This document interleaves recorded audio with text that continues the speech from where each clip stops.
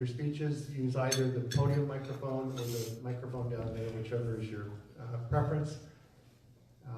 And as I think you all know, in connection with the election of officers, only representatives from the county and legislative districts may vote. Special members are not allowed to vote in this process. They can participate in the nomination process.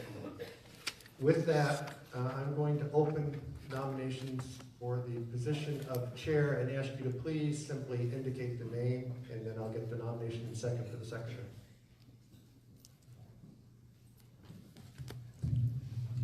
Yes. Proud to nominate Tina Pawlowski. Is there a second? Second. Name of Tina Pawlowski has been placed in nomination and seconded. Further nominations? I nominate Jason Call. Is there a second? Second. Who did the second for the second? David Torrey. Okay. The name of Jason Call has been placed in nomination and seconded. Are there further nominations? I nominate Rick DeWitt. All right. Is there a second? All right. The name of Rick DeWitt has been placed in nomination and seconded. Are there further nominations? Are there further nominations? Are there further nominations? Seeing none, I'm going to declare nominations closed. People will be speaking in the order in which they were nominated. I apologize for not mentioning that sooner. So, Ms. Pawlowski, who is your first speaker, I believe, is Sophia? Okay. If the Pawlowski team would go to the microphone, and there is I should have also mentioned there is a clock. For those of you who will be speaking, there is a clock down front where I can see it. I'm not sure who's running it, but is it running? Are you running? It should be set to 5 minutes total. Yeah, it should be set to 5 minutes total. All right, with that, start the clock.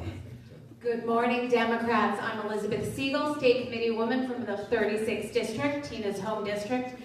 I am a founding board member of Emerge Washington, which trains women to run for office. Tina has done an amazing job supporting women candidates around the state and has fundamentally changed how Washington gets women involved and runs for office, and we win.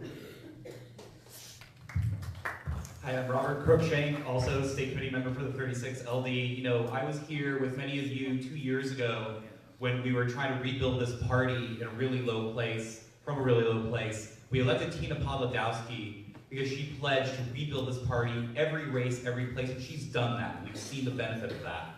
One of the most successful state party chairs in the country. We saw that pay off in 2017 local elections. We saw it pay off hugely in 2018 when we flipped districts that we hadn't won in years, in some cases ever, like CD8. We did really well in other places, but we all know there's still a lot more work to be done. We saw yesterday with Rise and Run. We saw going forward all the plans that this party has built. They are everywhere. We have organizers in every part of the state, which we haven't seen in a long time. She's doing the job we've elected her to do, and she's working with all of us in a grassroots way to make this party what it should be. That's why I'm proud to support her. I'm Sophia Dannenberg, and I'm the representative for King County. 2 years ago, I was able to nominate and speak for Tina Pawlowski, and I am so, so proud of what she has done over the last 2 years, and I am so proud now to introduce her to you. Thank you. I'm excited to stand up here with my folks from the 36th District. It's always good to have support of the home district. I was so honored 2 years ago to be able to get your nomination. I am so honored to be asking for your vote again today. We have tremendous work ahead of us as Democrats. I'm not going to spend my time really talking about everything that we've accomplished, but I do want to spend my time talking about everything that we can do. I'm sorry, I was looking at Hillary Morales and I remember your dad and it's tearing me up because, sorry, because I think about your dad and I think about somebody who is the best of us as state party members, as Democrats, as people around the state. And we have that opportunity in the next 2 years to bring out the best in each and every one of us, to listen to us and do what we need to do for the people of the state of Washington. I believe we can do that. I look from this table all the way to that table and everyone in between, and you are an amazing group of people. I really believe that together, we can make incredible things happen in the next 2 years and get the things we need done. Healthcare, economic justice, civil rights, changing the criminal justice system that unjustly imprisons so many of us. And so many other things. We can do that. I really believe we can do that. So I humbly ask for your vote, and I'd be honored to be your chair again for another 2-year term. Thank you.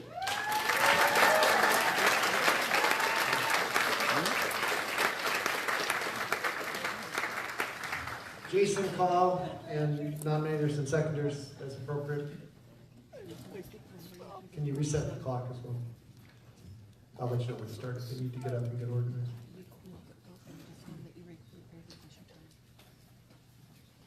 For the minutes, with the nominator and seconder, please state their names when they speak. My name is Angela Wamba. I'm in the 25th LD. Go ahead. I am a first-time state committee woman. I made a promise to my LD before they unanimously elected me, and I'm just keeping my promise. I am an activist in my community. I've met Jason and worked with Jason a lot on the activist field, seeing him getting involved in actual boots on the ground justice for healthcare and for the end of for-profit incarceration here in Washington State. So I'm proud to give Jason the rest of my time. No proxies here. No. Okay. Hi there, guys. David Torrey, Pierce County. I think competition is good, and I hope that the rest of us also believe that. So just wanted to just quickly say I've worked with Jason here over the last couple of months. Great guy. Hope things go well today, and I relinquish the rest of my time. Thank you. We're in a state where only one U.S. representative is a progressive. Neither senator is a progressive. We have only 2 U.S. reps who have said they support Medicare for all. The rest are committed to saving the ACA on behalf of the health insurance industry, while healthcare remains inaccessible to tens of millions of Americans, including over 500,000 Washingtonians. You'll be voting later today on a resolution to support Whole Washington's healthcare trust bill that is sponsored by Senator Hasagawa, and I imagine it will pass. But we can't find a single House sponsor for that bill, and we've got other legislators and our governor pushing a bill that claims to be a public option, but isn't. This is the single most pressing issue of our time, and most of our legislators at the both state and federal level are doing everything they can to avoid giving the people of this state what they both want and need, as Medicare for All is polling at 70%. Why? We all know why. It's about money.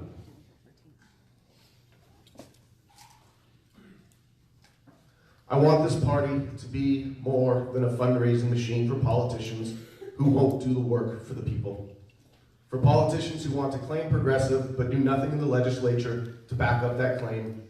I want to demand, yes demand, that they get behind the progressive platform that this body put together. Because here's my fear. My fear is that if the Democrat-controlled legislature is idle on progressive issues in these next 2 years, the people will give up any hope that the Democratic majority has meaning.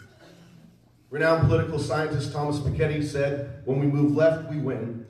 And more specifically, the mainstream Republican and Democratic parties have become both parties of the elite disconnected from the concerns of most Americans. And shifting the Democratic Party platform more to the left is actually a winning electoral strategy that can help bring back disenfranchised working class voters and less educated voters who currently may not vote at all or identify with right-wing populism. So why aren't our elected representatives listening to that wisdom? I'm not going to lie to you, and anybody who follows me on social media knows I'm not a capitalist. I'm a proud democratic socialist. I'm loving everything that is coming from a young Latina from the Bronx. But I see the party elites scoffing and saying that's not how we do things. I did not expect to be up here when I came down to Olympia this weekend to participate in the caucus meetings that are the lifeblood of this party. But I'm here now because I was asked to be, and I want to honor those of you who believe that this party needs substantial and meaningful change Despite the wins from November, change that isn't going to come, I believe, without a change in leadership. Change that means we're going to stop focusing on high-dollar fundraisers from the wealthy and start focusing on connecting with people in communities that are ravaged by the economic injustices perpetuated by our corporatocracy, and yes, that means challenging the hell out of those roadkill caucus Democrats like my own state senator Steve Hobbs, who won't commit to progressive tax reform, even though we have the most regressive taxation system in the country right here in liberal Washington. $27 from thousands of middle and working class voters who know this party stands up for them means more than high-dollar fundraisers that show those same people that the party may not be working for them. There's nothing like the power of the grassroots when it is truly from the ground up. If we keep doing politics as usual, we're going to be handing the country right back to Trump in 2020. So we need to officially put folks who represent this party in Olympia and the other Washington on notice. Get it done. No excuses. Progressive tax reform, get it done. Time. Medicare for all, get it done.